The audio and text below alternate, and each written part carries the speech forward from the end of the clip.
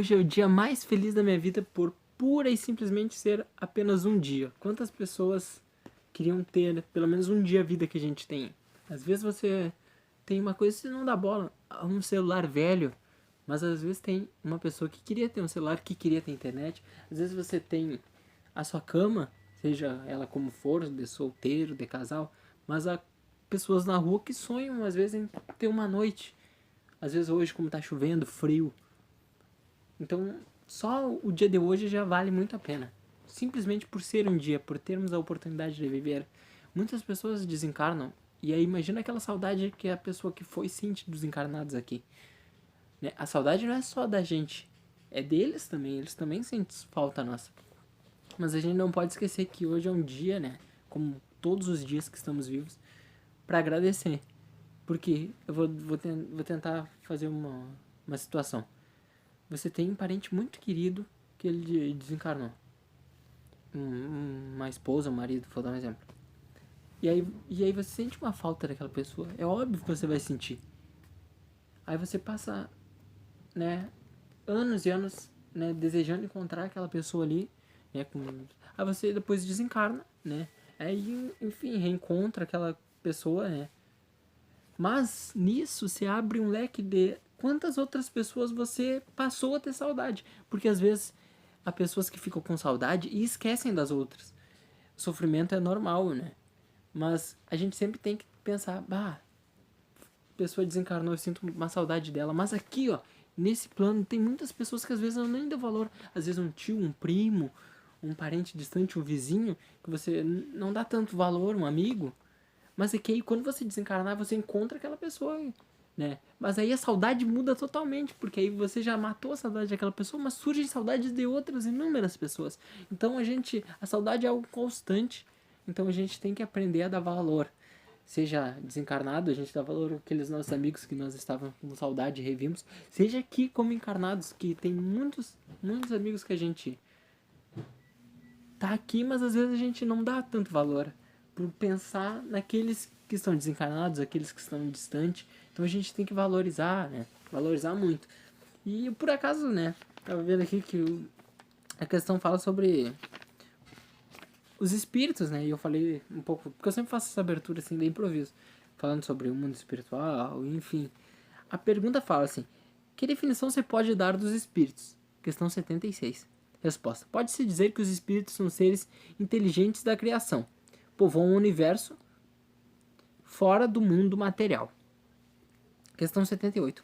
Os espíritos tiveram princípios, tiveram início, ou existem como Deus, de toda a eternidade? Resposta: se os espíritos não tivessem tido princípios, seriam iguais a Deus, ao passo que eles são sua criação, submetidos à vontade de Deus. Deus existe de toda a eternidade, e isso é incontestável. Mas saber quando nos criou, não o sabemos. Pode-se dizer que não tivemos princípios, sem entenderes com isso que, sendo Deus eterno, tem criado sem descanso.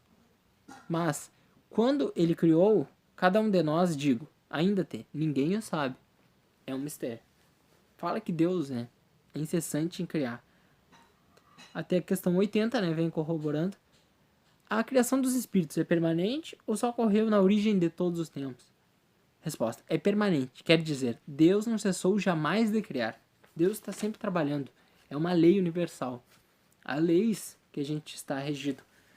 A ciência nos rege. A gravidade é uma lei. Se eu pegar esse celular e tirar para cima, ele vai cair no chão. É uma lei da gravidade.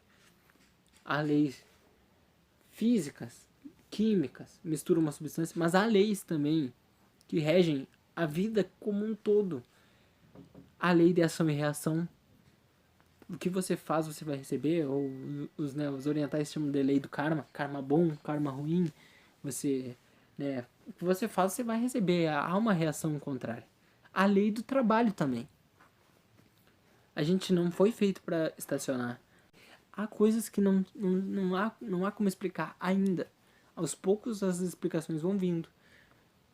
Mas, né, é gradual. A gente não pode também, por não ver uma coisa, dizer que aquela coisa não existe. Vou dar um exemplo. Um celular. Eu nunca vi um celular na vida. Eu sou de outro lugar, assim, sei lá qual época, em qual era que eu sou. Nunca vi um celular. poderia afirmar que o celular não existe. Eu poderia falar, eu nunca vi um celular, não sei o que, porque não existe. Não sei o que, poderia levantar essa questão. Não existe porque eu nunca vi, porque eu não conheço ninguém, porque eu conheço muita gente e nunca vi um celular. Mas isso não condiz com a realidade. Porque existe o celular.